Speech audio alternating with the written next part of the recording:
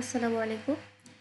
আমি এখন বায়োইনফরমেটিক্স বইয়ের chapter 6 profiles and hidden Markov models এই চ্যাপ্টারটি আলোচনা করতে যাচ্ছি। এখানে মূলত চ্যাপ্টারটাকে কিছু ভাগে ভাগ করা হয়েছে। প্রথমে পজিশন স্পেসিফিক স্কোরিং ম্যাট্রিসেস, তারপর প্রোফাইলসের মধ্যে আছে PSI BLAST, Markov model, hidden Markov model. এইগুলোতে মূলত পুরা প্রেজেন্টেশনটা সাজানো হয়েছে। প্রথমত হচ্ছে মাল্টিপল সিকোয়েন্স অ্যালাইনমেন্ট। চ্যাপ্টার 4-এ ছিল সিকোয়েন্স অ্যালাইনমেন্ট এবং সেক্ষেত্রে আমরা ডায়নামিক প্রোগ্রামিং ব্যবহার করে আসছিলাম। ডায়নামিক প্রোগ্রামিং মেথডের ক্ষেত্রে হয় কি যে আমরা সেখানে দুইটা পেয়ার ওয়াইজ সিকোয়েন্সের মধ্যে ম্যাচ মিসম্যাচ অ্যালাইনমেন্টের কাজগুলো করে থাকি। কিন্তু যদি আমার কাছে একটা ডেটাবেস থাকে অনেক বড় এবং একটা কুইরিজ যখন দিয়ে দেওয়া হবে ডেটাবেস থেকে খুঁজে বের করার জন্য, মাল্টিপল সিকোয়েন্স থেকে খুঁজে বের করাটা অনেক বেশি টাফ হয়ে যাবে এবং সেটা ইফেক্টিভ হবে না। সেই ক্ষেত্রে আমরা ব্যবহার করব মাল্টিপল সিকোয়েন্স অ্যালাইনমেন্ট। এই পুরো চ্যাপ্টারে হচ্ছে এই মেথডগুলো মডেলগুলো নিয়ে আলোচনা করা হয়েছে।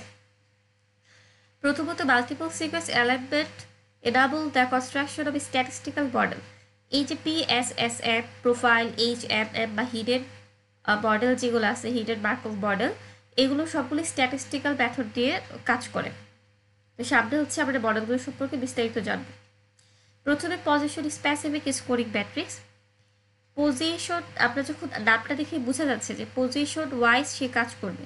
যেমন আমার কাছে একটা ডেটাবেজ আছে, ডেটাবেজের যে সিকোয়েন্সগুলো আছে সিকোয়েন্সের পজিশন অনুসারে আমি একটা স্ট্যাটিস্টিক্যাল টেবিল দাঁড় করাবো এবং স্ট্যাটিস্টিক্যাল টেবিল থেকে পরবর্তীতে যখন একটা কুইরি দেওয়া হবে কুইরি অনুসারে বলে দিব যে হ্যাঁ এই কুইরির সিকোয়েন্সটা আমার ডেটাবেস থেকে পাওয়ার পসিবিলিটি এত%। এবং এই কাজটা করা হয় পজিশন স্পেসিফিক স্কোরিং ম্যাট্রিক্সের মাধ্যমে এবং আমরা কিছু ধাপের মাধ্যমে মূলত টেবিল দিয়ে কাজটা করব। 3টা স্টেপ আছে: র ফ্রিকোয়েন্সি টেবিল বের করা, নরমালাইজেশন করা এবং লগ অর্স কনভার্সন করা। ধরে নিই যে আমাদের কাছে যে ডেটাবেজ আছে সেখানে সিকোয়েন্স 5টা এবং প্রতিটা সিকোয়েন্সের লেন্থ আছে 6 করে। প্রথম তাহলে পজিশন যদি আমরা খেয়াল করি, এটা হচ্ছে ফার্স্ট পজিশন সবগুলো সিকোয়েন্সের জন্য, সেকেন্ড পজিশন, থার্ড পজিশন, এভাবে করে 6th পজিশন পর্যন্ত যাবে। এবং এটাকে একটা ম্যাট্রিক্স হিসেবে কল্পনা করা যায় যে তার ফার্স্ট রোতে আছে পজিশন এবং ফার্স্ট কলামে আছে সিকোয়েন্সের ক্রমগুলো। এবং সেই ক্ষেত্রে আমি যদি একটা র্যান্ডম বলতে চাই তাহলে এটা কি হবে, 3 নাম্বার সিকোয়েন্সের ক্ষেত্রে এই জি এর ব্যাপারে যদি বলতে চাই 3 নাম্বার সিকোয়েন্সের 2 নাম্বার সিকোয়েন্সের 3 নাম্বার পজিশন, এভাবে করে এটা হচ্ছে একটা ম্যাট্রিক্সের মতো করে দাঁড় করা। প্রথম স্টেপটা হচ্ছে র ফ্রিকোয়েন্সি টেবিল তৈরি করা। র ফ্রিকোয়েন্সি টেবিল তৈরি করতে হলে আমি হচ্ছে প্রথম রোতে রাখবো পজিশনগুলো এবং প্রথম কলামে রাখবো রেসিডিউসগুলো। যেহেতু এটা একটা ডিএনএর জন্য সিকোয়েন্সটা তৈরি করা, সেক্ষেত্রে রেসিডিউ ইউনিক কী হয়, এই এডিনিন, থায়ামিন, গুয়ানিন এবং সাইটোসিন। তো সেটাকে আমরা এখানে রেখে দিলাম। এখন বের করবো প্রবাবিলিটি। যেমন এটা হচ্ছে প্রথম পজিশন, প্রথম পজিশনের মধ্যে এ আছে 3টা এবং টোটাল সিকোয়েন্স 5টা, তাহলে এখানে প্রবাবিলিটি কি হবে 3/5। তার মানে এ প্রথম পজিশনের জন্য এ এর প্রবাবিলিটি 0.6। দ্বিতীয় পজিশনের জন্য যদি আমি এ এর প্রবাবিলিটি বের করতে চাই, দ্বিতীয় পজিশনের জন্য এ এর প্রবাবিলিটি কি হবে, দ্বিতীয় পজিশনে এ আছে কয়টা, 3টা এ আছে এবং 5টা হচ্ছে তার সিকোয়েন্স, তো সেক্ষেত্রে আবার 3/5 0.6। তৃতীয় সিকোয়েন্সে এ যদি বের করতে চাই, তৃতীয় সিকোয়েন্সে এ কিন্তু নেই, সেক্ষেত্রে এখানে একটা গ্যাপ তৈরি হবে।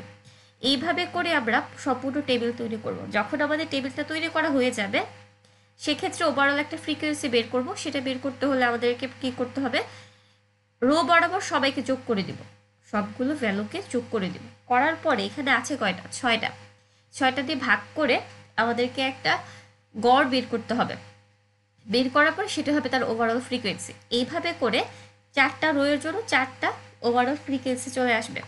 তাহলে এই যে র ফ্রিকোয়েন্সি টেবিলের জন্য এটা ছিল আবার ইনপুট এবং এটা হচ্ছে তার আউটপুট। আচ্ছা, স্টেপ 1-এ যেটা আউটপুট পেয়েছিলাম, স্টেপ 2-তে আবার সেটা কি হয়ে যাবে, ইনপুট হয়ে যাবে। স্টেপ 2-তে আমরা নর্মালাইজেশন করব। নর্মালাইজেশনের টেকনিকটা হচ্ছে কি, প্রতিটা ভ্যালুকে তার কারেসপন্ডিং যে ওভারঅল ফ্রিকোয়েন্সি ছিল সেটা দিয়ে ভাগ দিতে হবে। 0.6কে যদি আমি 0.3 দিয়ে ভাগ দিই তাহলে কত আসে, শুধুমাত্র 2 আসে। আবার যদি 0.2কে যদি 0.2 দিয়ে ভাগ করি 1 আসে। এইভাবে করে প্রত্যেকটাকে তার বরাবর যে ওভারঅল ফ্রিকোয়েন্সি আছে তার রোতে সেটাতে ভাগ করতে হবে, করে নতুন ভ্যালুগুলো ক্যালকুলেট করতে হবে, এবং এটা হচ্ছে তার নর্মালাইজেশন। সুতরাং নর্মালাইজেশনের জন্য আউটপুট করতে হবে, এই টেবিলটা হবে তার আউটপুট। এখন স্টেপ 3 হচ্ছে লগ ওয়ার্স কনভার্সন। তাহলে এখানে ইনপুটটা কি হবে, যেটা নর্মালাইজেশনের আউটপুট ছিল। এবার আমরা যেটা করব, লগ টু বেস লগের জন্য প্রত্যেকটা ভ্যালু বসাবো এক এক করে। 2 বেস লগ 2, তাহলে কত আসে, 1 আসে। 2 বেস লগ 2 1 আসে, এবং এটা যেহেতু গ্যাপটা গ্যাপই রয়ে যাবে। এইভাবে করে আমরা নতুন করে প্রত্যেকটা পজিশনের জন্য ভ্যালু ক্যালকুলেট করব, এবং আমাদের কাছে যে ডেটাবেস ছিল সেই ডেটাবেসের জন্য ভ্যালু ক্যালকুলেট করা হয়ে গেছে 4টা রেসিডিউর জন্য। এখন একজন ইউজার যখন একটা কুইরি দিবে সিকোয়েন্স থেকে বের করার জন্য, সেই কুইরির কারেসপন্ডিং কাজটা আমরা হচ্ছে এই টেবিলের সাথে করব, এবং বলে দিতে পারবো যে কোয়ান্টিটেটিভলি যে এত পার্সেন্ট সম্ভাবনা আপনার সিকোয়েন্সটা পাওয়ার জন্য। তাহলে এখানে দেখি, ধরা যাক আমাদেরকে সিকোয়েন্স দেওয়া হয়েছে এ সিটি সিজি, এবং এই সিকোয়েন্সটা ডেটাবেজে পাওয়ার পসিবিলিটি কতটুকু সেটা হচ্ছে আমরা এখন বের করব। আমাদের পিএসএস এফজি টেকনিকটা ছিল, সেই টেকনিকের লাস্ট টেবিল ছিল এটা, আউটপুটটা ছিল এটা। তাহলে প্রথম পজিশনে ওরা কী দিছে আমাদেরকে, এ। প্রথম পজিশনে যেহেতু এ আছে, তাহলে প্রথম পজিশনে এ হওয়ার ক্ষেত্রে ভ্যালু ছিল কত, 1, এখানে 1 নেওয়া হয়েছে। দ্বিতীয় পজিশনের জন্য এ 1, আবার 1 দিলাম। তৃতীয় পজিশনের জন্য সি, তৃতীয় পজিশনে সি এর ভ্যালু হচ্ছে 0.8 দেওয়া হয়েছে। চতুর্থ পজিশনের জন্য টি এর ভ্যালু হচ্ছে 1। পঞ্চম পজিশনের জন্য সি এর ভ্যালু হচ্ছে 1.38, এবং সিক্স পজিশনের জন্য জি এর ভ্যালু হচ্ছে 1.15। দেওয়ার পরে আমরা হচ্ছে সবগুলোকে যোগ করে দিয়েছি, দেওয়ার পরে পেলাম 6.33। এখন যেটা করতে হবে, 2^6.33 বের করতে হবে। করার পরে আমরা এখানে 80 পেয়েছি। 80 পাওয়ার মানে হচ্ছে যে এই কুইরিটাকে ডেটাবেজে পাওয়ার পসিবিলিটি 80% বলা যায়, অথবা 80 times more likely that by random chance. এটা ছিল পিএসএসএম টেকনিক। পিএসএসএম টেকনিকটা বিভিন্ন ক্ষেত্রে ব্যবহার করা হয়, মূলত ডেটাবেস সার্চেস, অ্যালাইনমেন্ট, টাস্ক এবং টেস্টিং, এই ক্ষেত্রগুলোতে পিএসএসএম টেকনিকটা খুব ভালোভাবে কাজ করে ব্যবহার করা হয়। যেহেতু আমরা দেখলাম যে এখানে প্রবাবিলিটির মাধ্যমে একটা প্রেডিকশন দেয়, তো এই প্রেডিক্টিভ পাওয়ারটাকে ইমপ্রুভ করার জন্য এখানে ক্লাস্টার অ্যালগোরিদমটা কিছু কিছু ক্ষেত্রে ব্যবহার করা হয়। এরপরে আসছে প্রোফাইলস। প্রোফাইল হচ্ছে পিএসএসএম এর কিছুটা আপডেটেড। আমরা যখন পিএসএসএম নিয়ে কাজ করেছিলাম সেখানে গ্যাপ পেনাল্টি ইনফরমেশন তারা ইনক্লুড করেনি। প্রোফাইলসের ক্ষেত্রে যেটা হয় সেটা মাল্টিপল সিকোয়েন্স অ্যালাইনমেন্ট কাজ করবে পিএসএসএম এর মতোই, কিন্তু এখানে এক্সট্রা করে আসবে গ্যাপ পেনাল্টিস। তো গ্যাপ পেনাল্টিসের জন্য প্রোফাইলসের কাজটা হচ্ছে কিছুটা ইনহ্যান্স হয়ে আসে, এবং সেক্ষেত্রে কাজের পরিধিটাও কিছুটা বেড়ে যায়। একটা পপুলার প্রোফাইলসের টেকনিক হচ্ছে সাইব্লাস্ট। সাইব্লাস্টটা মূলত এখানে বলা আছে, this text provides an overview of PSI BLAST, যেটাকে পজিশন স্পেসিফিক ইটারেটিভ ব্লাস্ট বলা হয়। অর্থাৎ এখানে একটা কাজ আমরা ইটারেটিভভাবে একাধিকবার করব। PSI BLAST is designed for database searching to identify remote sequence homologs. আচ্ছা, তাহলে আমরা যদি এখন ফিগারটার দিকে একটু তাকাই, প্রথমত ফিগারটা দেখলে বোঝা যায় যে আমাকে একটা কুইরি সিকোয়েন্স দেওয়া হবে, এবং সেই কুইরি সিকোয়েন্সটা ক্ষেত্রে ব্লাস্ট ইউজ করা হয়। মূলত এখানে ব্লাস্ট পি বা প্রোটিনের জন্য ব্যবহার করা হয়। এরপরে ওকে আমরা কিছু সিকোয়েন্স পাবো, এবং সিকোয়েন্স পাওয়ার পর সেই সিকোয়েন্সগুলোর থেকে আমরা মাল্টিপল অ্যালাইনমেন্ট করবো, এবং সেক্ষেত্রে প্রোফাইল তৈরি করবো। প্রোফাইল মানে কি ছিল, PSSM plus gap penalties. Profile তৈরি করার পর সেখানে আমরা আবার লাস্ট সার্চ প্রয়োগ করবো, এবং এডিশনাল কিছু হোমোলগস পাবো। পাওয়ার পরে এনাদার টাইপ নতুন একটা প্রোফাইল তৈরি করবো। এই প্রোফাইল যখন তৈরি হয়ে গেছে, তখন সেখান থেকে ইটারেটিভ ওয়েতে আমরা আবার ব্লাস্ট অ্যাপ্লাই করব। যদি দেখা যায় যে নতুন নতুন সিকোয়েন্স সে হিট করে নিয়ে আসছে, সুতরাং এখানে আমরা আমাদের কাঙ্ক্ষিত সিকোয়েন্স এখনও পাই নাই, এদিকে ইমপ্রুভের জায়গা আছে, আবার আমরা সেই ইটারেটিভ প্রসেসটা চালাবো। যতক্ষণ পর্যন্ত সে আমাদেরকে নতুন নতুন সিকোয়েন্স দিচ্ছে, প্রসেসটা চলতে থাকবে। যখন দেখবো যে রিপিটেটিভ সিকোয়েন্স চলে আসছে, যে একটা সিকোয়েন্স বারবার দেওয়া হচ্ছে, এই ইটারেটিভ প্রসেসটাকে এখানে ক্লোজ করা হবে, এবং প্রোফাইলের কাজটা এখানে শেষ হবে। সেটা হচ্ছে সাইব্লাস্টের কাজ। সাইব্লাস্টের ওয়ার্কিং প্রসিজারটা বলা হয়ে গেছে, সেটা হচ্ছে এখানে আবার বলে দেওয়া আছে। কি ফিচার্সগুলো কী কী, অটোমেটিক প্রোফাইল কনস্ট্রাকশন যেটা প্রথম ধাপে করেছিল, ওয়েডিং স্কিমি তৈরি করেছিল, এবং জিউডো কাউন্টস হয়েছিল, যেটা add weight to unobserved residues. Unobserved residues বলতে এখানে গ্যাপ পেনাল্টি যেগুলো ছিল, গ্যাপ যেগুলো ছিল সেগুলোর কথা বলা হচ্ছে। হাই সেন্সিটিভিটি আর হচ্ছে পারফরমেন্স। পারফরমেন্সের ক্ষেত্রে একটা খুব গুরুত্বপূর্ণ বিষয় হচ্ছে এটা, it identifies 3 times more homologous than regular BLAST. Regular BLAST থেকে কিন্তু এটার হোমোলোগোস আইডেন্টিফাই করার পার্সেন্টেজটাও বেশি। এক্ষেত্রে কিছু চ্যালেঞ্জেস ফেস করতে হয়, যেমন ইরোনাস ইনক্লুশন অব আনরিলেটেড সিকোয়েন্স। এখানে বায়োসিকের একটা প্রবলেম তৈরি হয় এবং এই ক্ষেত্রে ইন্ট্রোডিউসিং ফলস পজিটিভ, অর্থাৎ সেন্সিটিভিটিটা এখানে কিছুটা কমে যায়। এদিকে কিছু অ্যাডভান্টেজ আছে। PSI BLAST is highly sensitive and effective for detecting distant homologous, making it valuable for uncovering weak but significant sequence relationship. এবং এর মধ্যে কিছু লিমিটেশন আছে, যেটা হচ্ছে স্লাইডে দেওয়া আছে। এরপরে হচ্ছে মার্কভ মডেল। মার্কভ মডেলটা হচ্ছে খুব জরুরি। বর্তমান সবচেয়ে বেশি ব্যবহার হচ্ছে হিডেন মার্কভ মডেল, কিন্তু হিডেন মার্কভ মডেলটা বুঝতে হলে hidden Markov model natural language processing, speech recognition সকল ক্ষেত্রে ব্যবহার করা হচ্ছে। কিন্তু হিডেন মার্কভ মডেলটা বুঝতে হলে প্রথমে আমাদেরকে মার্কভ মডেলটা বুঝতে হবে, এবং তারপরে হচ্ছে হিডেন মার্কভ মডেল খুব সহজেই বোঝা যাবে। এখানে বলা হচ্ছে যে Markov model, also known as Markov chain, describes a sequence of events that occur one after another in a chain. আমরা কিছুটা ভিজুয়ালাইজেশনের মাধ্যমে দেখলে জিনিসটা আরও বেশি ক্লিয়ার হয়ে যাবে। কিছু বায়োলজিক্যাল ইউনিভার্সের কথা কিন্তু বলেছি। আচ্ছা, মার্কভ মডেলের কিছু টাইপ আছে, যেমন প্রথম হচ্ছে zero order Markov model. Zero order Markov মডেলের ক্ষেত্রে হয় কি, the probability of the current state is independent of previous state. প্রথম কথা হচ্ছে মার্কভ মডেল বা হিডেন মার্কভ মডেল, এটা গ্রাফের মাধ্যমে আমরা রিপ্রেজেন্ট করে কাজ করি। সেই ক্ষেত্রে আমরা কি জানি, গ্রাফের মধ্যে বা অটোমাটাতে আমরা পড়ে আসছিলাম যে একটা স্টেট থেকে সে যখন আরেকটা স্টেটে যাবে একটা ট্রানজিশন ঘটে, বা সেখানে ট্রানজিশনের একটা ভ্যালু থাকে, একটা স্টেট আরেকটা স্টেটের উপর ইন্ডিপেন্ডেন্ট বিষয়টা চলে আসে। মার্কভ মডেলে যে প্রকারভেদগুলো আছে সেই প্রকারভেদগুলোতেও অনেকটা হচ্ছে ওরকম কিছু কনসেপ্ট আছে। যেমন জিরো অর্ডার মার্কভ মডেলের মধ্যে কি বলা হচ্ছে যে the probability of the current state, বর্তমান যে স্টেটের মধ্যে থাকবে সেই স্টেটের প্রবাবিলিটির ক্ষেত্রে তার প্রিভিয়াস স্টেট কোনো ধরনের প্রভাব ফেলবে না। ফার্স্ট অর্ডার মার্কভ মডেলে বলা হচ্ছে যে তার প্রিভিয়াস স্টেট যেটা থাকবে সেটা হচ্ছে বর্তমান স্টেটের প্রবাবিলিটি বের করার ক্ষেত্রে ইফেক্ট করবে। সেকেন্ড অর্ডার মার্কভ মডেলের মধ্যে বলা হচ্ছে যে বর্তমানে যেই স্টেটে থাকবে সেই স্টেটের আগে দুইটা স্টেট তার প্রবাবিলিটির উপরে প্রভাব ফেলবে। এবং হায়ার অর্ডার মার্কভ মডেল, যেখানে হচ্ছে দুইটার বেশি স্টেট কারেন্ট স্টেটের প্রবাবিলিটির উপরে প্রভাব ফেলবে। মার্কভ মডেলটার আমরা একটা এক্সাম্পল করবো একটু পরে, তার আগে কিছু জিনিস একটু ক্লিয়ার হতে হবে। যদি আমরা ডিএনএর জন্য কাজ করি তাহলে সেক্ষেত্রে রেসিডিউ কী কী আছে, এ, সি, টি এবং জি। মার্কভ মডেল কী করে, আমরা যখন এটা ফিগার আঁকবো বা গ্রাফটাতে প্রত্যেকটা রেসিডিউ একটার সাথে একটা ইন্টার কানেক্টেড থাকবে, প্রত্যেকটার সাথে কানেক্টেড থাকবে, এবং নিজের আবার সেলফ লুপের মাধ্যমে নিজেদের সাথে কানেক্টেড থাকবে। তারপর আমরা হচ্ছে এদের সাথে একটা বেগির একটা ভার্টেক্স দিব, এর দিকের একটা জন্য এড ভার্টেক্স দিব। আরেকটা জিনিস যেটা খুব মনে রাখার বিষয় সেটা হচ্ছে বেগির থেকে প্রত্যেকটা ভার্টেক্সে এড ছাড়া প্রত্যেকটা ভার্টেক্সে এ পাথ আসবে, আবার প্রত্যেকটা ভার্টেক্স থেকে এডে পাথ যাবে। সুতরাং এক্ষেত্রে পাথটা মনে রাখা খুব বেশি জরুরি, নইলে হচ্ছে ভুল অ্যান্সার চলে আসবে। বেগির থেকে সবগুলা ভার্টেক্সে সবগুলো রেসিডিউতে পাথ যাবে, এবং সবগুলো রেসিডিউ থেকে আবার এডে পাথ যাবে, অর্থাৎ সবাই সবার সাথে কানেক্টেড থাকবে। এখানে একটা এক্সাম্পল, ম্যাথমেটিক্যাল এক্সাম্পল দেওয়া আছে যে calculate the probability of given sequence, the sequence is C, G, G এবং টি। আচ্ছা, পাশে একটা ম্যাট্রিক্স দেওয়া আছে, সেখানে হচ্ছে কতগুলো ভ্যালু আছে, ভ্যালুগুলো কেমন একটু বলে দিই।